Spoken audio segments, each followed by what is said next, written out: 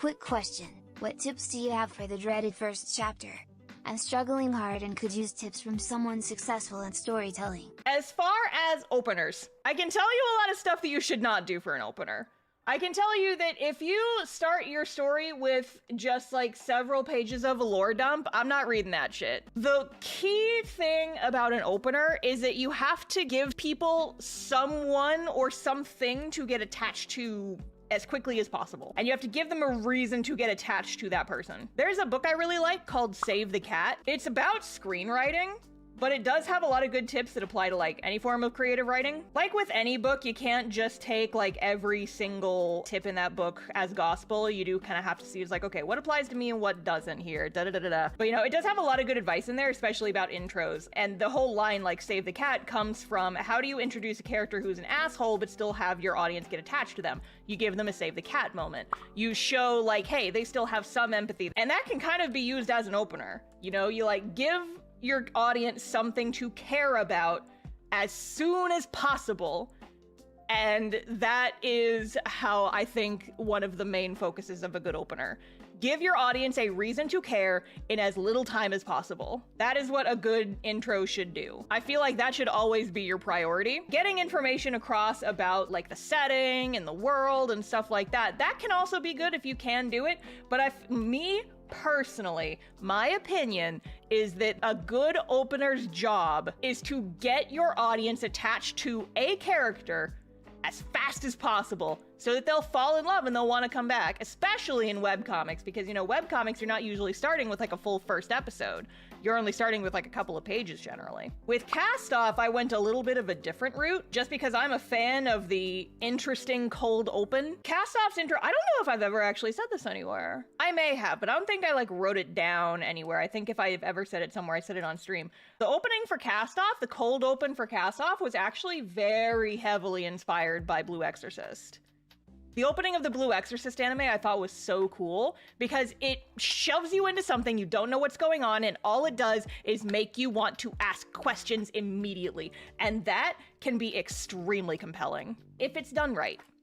And I will find that 1,000 times more interesting than someone opening up a story and being like, in the olden times, the gods fought and the angels did a thing, and then there were the demons and the blood plague and the da-da-da-da-da-da, and it does that for like 12 pages. I don't care, give me a reason to care. So the consensus is to give the people a character attached to? Thanks for the advice. NSVR, thank you for the super chat. Yeah, that would be my main advice. Give your audience something to get interested in. Your opening should have some kind of hook, right? Whether it's a character or a fact about the world, give them something to be interested in so that they will be more interested in sticking around for the rest of it, right? Openers are really hard to write. They're notoriously one of the most difficult things to write. And it's always also why I recommend don't start your story by writing your opener. Your opener will come to you.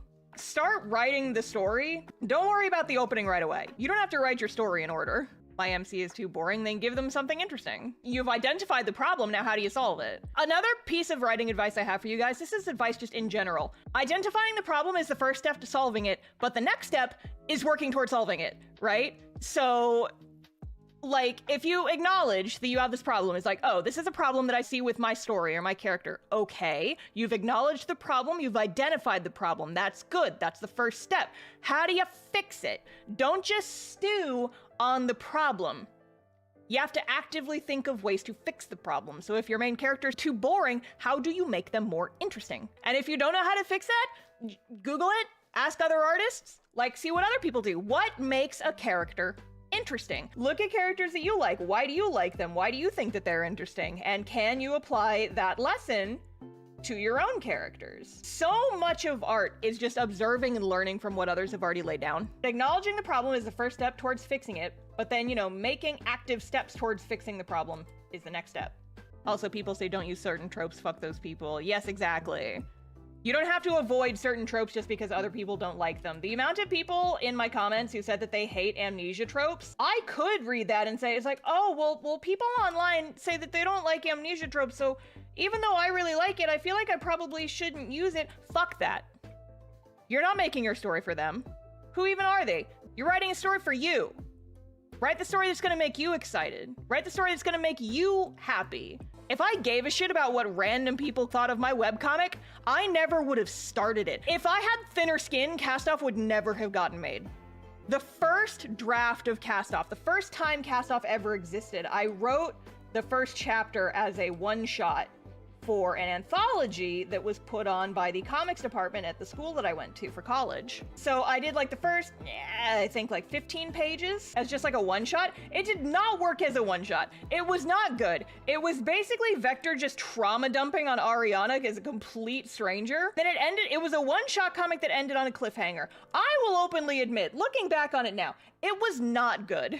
But over the next couple of years, I learned a lot, I improved a lot, and by the time I was ready, I was like, you know, a few years later, once I shelved my first webcomic, I had taken some time, I had like graduated college, I had gotten a little bit more settled, and I was ready to start making Cast-Off. And then, less than a month before I started posting Cast-Off online, like I'd already started writing it, I found by chance a review of that comic anthology that Cast-Off Story was in, like the very first one.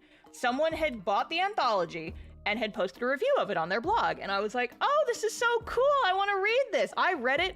Their review of Cast-Off was scathing. They basically just spent an entire paragraph talking about how it sucked. And the problem that I had was that I agreed with them. They were just talking about it as like, this is so boring, what even is this, da-da-da-da-da. I had just started writing it. If I had thinner skin, I would have shelved Cast-Off because of that. If I loved the story less, that could have killed Cast-Off. That review could have killed the comic in its infancy. Could have like completely made me stop making the comic before I ever started. Before I ever posted anything online, that review could have been the thing that killed it. What would you have made instead? Probably nothing is the thing. Because I feel like that could have very easily been the thing that stopped me from like ever putting anything else on the internet. I could have lost every ounce of motivation I ever had from one bad review. That was like the first really negative review for anything I'd ever gotten. And that destroyed me. But the thing is, I'm not making comics for that guy. I don't even know this guy. Why the fuck do I care what he thinks about a comic that's like, I can already acknowledge at that point in time that it was bad and it needed work. I'm not making this for you.